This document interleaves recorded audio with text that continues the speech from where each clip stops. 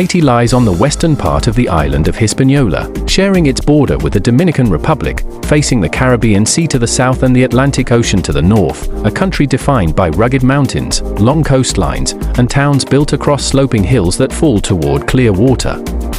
It sits in the heart of the Caribbean, surrounded by warm trade winds and a tropical climate that keeps the air mild throughout the year, with rainy months that bring heavy green to its landscapes and dry periods that uncover its rocky terrain. The local currency is the Haitian gourde, and French along with Haitian Creole are the official languages spoken across its markets, restaurants, and neighborhoods.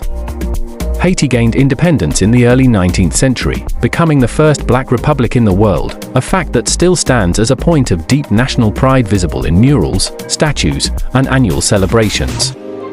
Travelers visiting Haiti find a place that functions at its own rhythm, neither rushed nor stagnant, but steady in its daily flow of commerce, transport, and conversation. Safety varies by region, with most travelers choosing calm coastal towns or countryside areas away from busy urban centers, where local hospitality and curiosity create a relaxed atmosphere. From the airport to the first drive through the city, visitors quickly see that Haiti is a country of contrast and authenticity, where modern life meets an older world that has changed little in its core values. The streets reveal concrete houses, fruit stalls, motorcycles, and open markets where daily life happens in plain sight without pretension or filter. That first impression sets the tone for what the rest of the journey will feel like, a constant mix of discovery, simplicity, and grounded human connection. The capital, Port-au-Prince, serves as the country's busiest and most populated entry point, with traffic flowing between narrow streets filled with vendors selling fruit, crafts, and street food under makeshift umbrellas that give minimal shade. The city's hills rise above the bay, offering wide views of the ocean that appear between the gaps of crowded neighborhoods. Visitors often find the best way to take in the city is by moving slowly, letting each district reveal its everyday rhythm.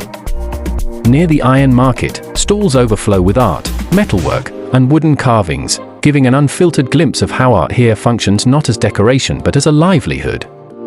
The smell of fried plantains, grilled meat, and fresh bread drifts from food stalls that stand beside small grocery shops painted in bright commercial colors. Local tap-taps, the public buses decorated with painted designs, move continuously, connecting all corners of the city with constant movement. Travelers walking these streets often encounter locals eager to explain the meaning of a sculpture or the story behind a painting, making each interaction both spontaneous and informative. The capital, while chaotic in pace, gives a full introduction to Haiti's creative foundation and its ability to adapt without losing authenticity. Heading south from the capital, the road toward Jacmel shows a steady shift in scenery from the tight urban landscape to open mountain curves lined with small farming communities. Along the way, travelers see coffee plantations, fruit trees, and small roadside stalls selling coconut water and handmade snacks wrapped in paper. Jacmel itself sits by the coast. Known for its calm waterfront, art scene, and historic French-style buildings with wrought iron balconies that overlook narrow streets. Visitors who arrive here often describe a sense of slower living, where people gather along the promenade in the evenings to watch boats returning from fishing trips. The sea remains clear and calm, allowing for easy swimming and boat rides along the shore. Artisans work on sculptures and paintings in open studios, and travelers can stop to observe the process or buy directly from the makers. Walking through Jacmel's Old Town reveals a preserved sense of history, with structures that date back more than a century yet still serve as homes, shops, and workshops. This balance between old construction and modern life makes Jacmel one of the most visually distinct towns in Haiti. Further along the southern coast lies the area around Binet and Marigot, where the road becomes narrower and the scenery more rural, showing hills descending toward quiet beaches that remain untouched by large development.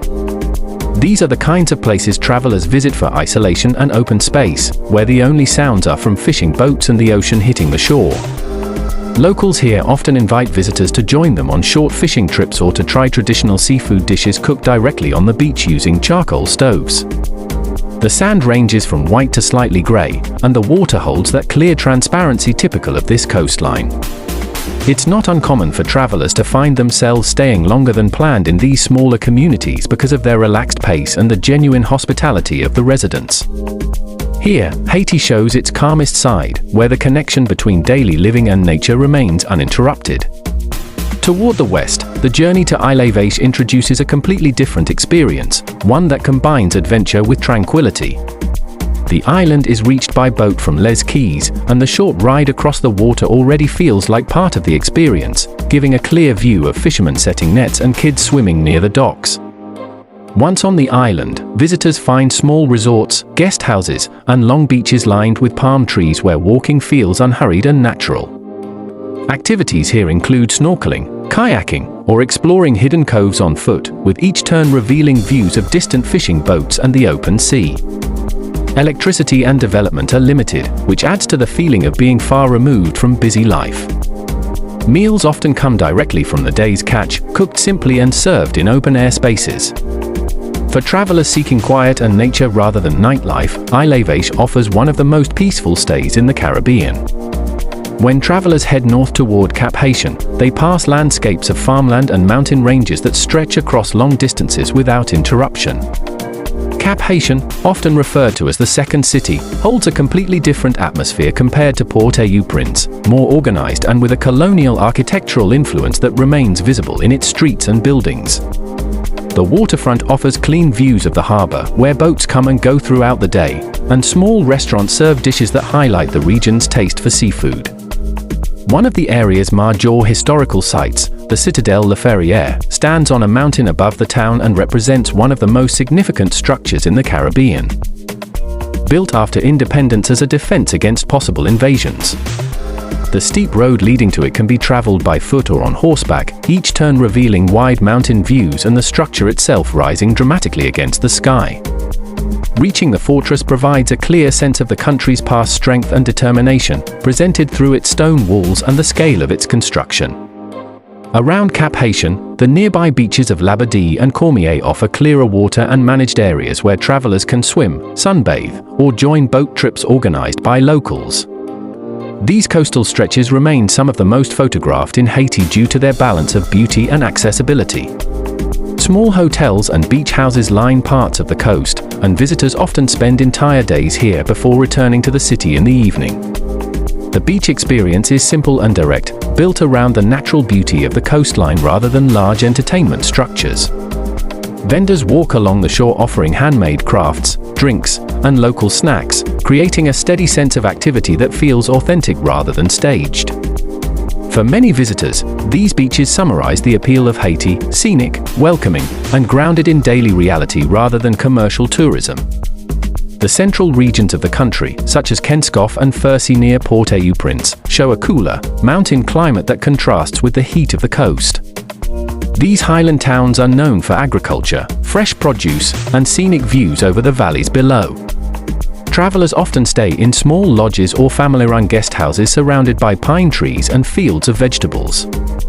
Hiking trails pass through the hills, offering calm walks that reveal simple farming life and occasional roadside stalls selling local cheese, honey, and roasted corn.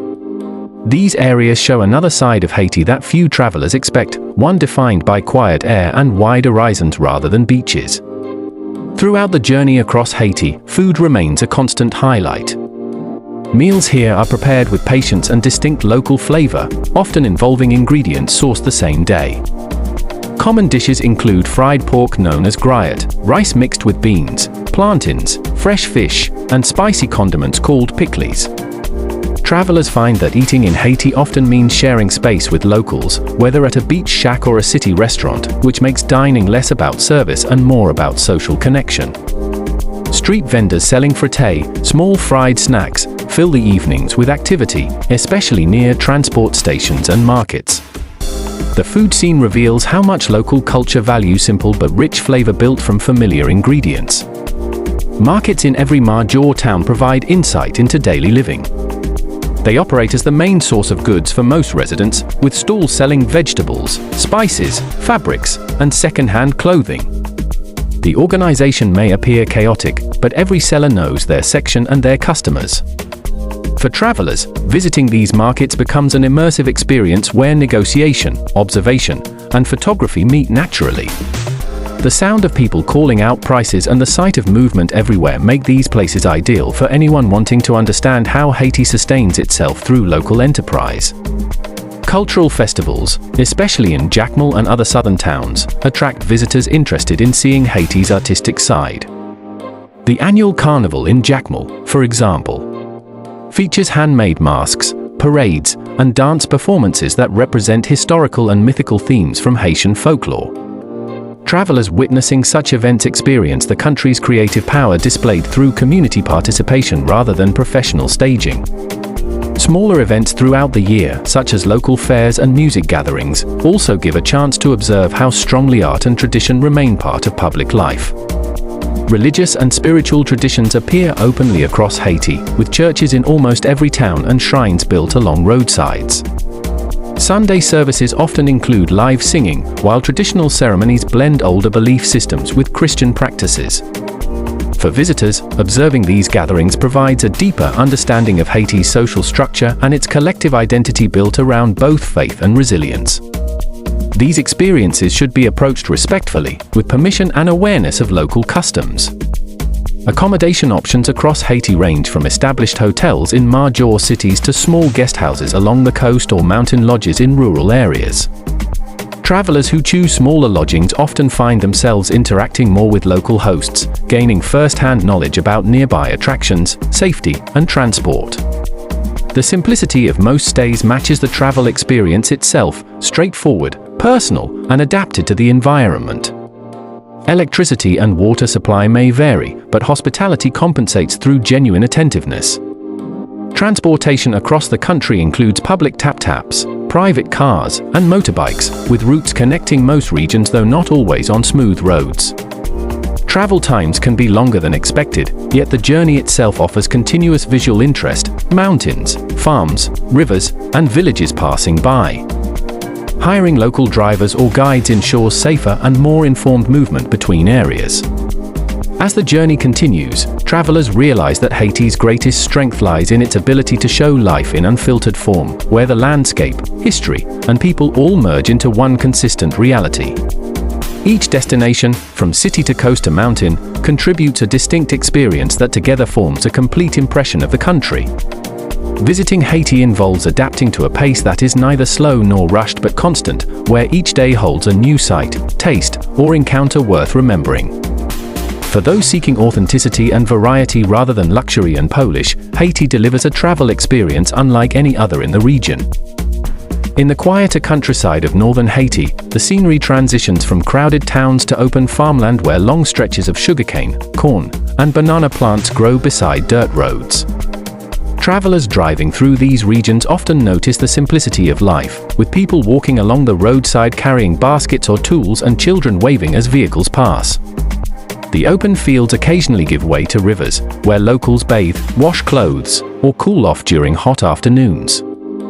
These areas show how deeply agriculture remains tied to the country's economy and how communities rely on each other for support. Villages consist of houses built from concrete or wood, with tin roofs and open verandas where families sit to talk in the evenings. For visitors, spending a night in these rural areas offers an understanding of Haiti beyond its better-known destinations, one defined by independence, hard work, and self-sufficiency. Moving inland, toward the Artibonite region, travelers come across the longest river in the country, the Artibonite River, which supports irrigation and farming for thousands of residents.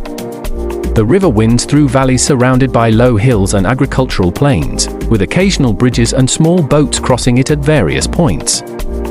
Farmers can be seen tending rice fields or leading livestock, scenes that demonstrate the daily rhythm of this region.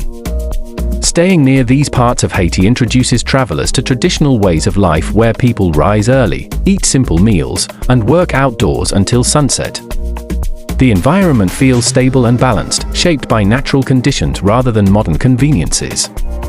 It's common to find local guides willing to show visitors around, explaining how the river sustains communities and how seasons affect planting and harvest times. Such moments give the journey depth, turning it from sightseeing into quiet observation of a functioning ecosystem. Approaching Gonaives, a city with deep historical importance as the site where Haiti's independence was declared, visitors encounter wide open streets and public squares that serve as gathering points. Monuments and flags stand as reminders of the country's revolutionary past, giving visual context to its national identity.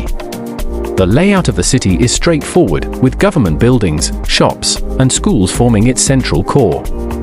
Travelers often stop here briefly before heading further north, but those who stay longer discover a city that combines history with day-to-day life, where markets, schools, and small businesses carry forward the same sense of endurance that defines Haiti. Exploring these areas shows how history remains a visible part of the physical environment rather than a distant memory.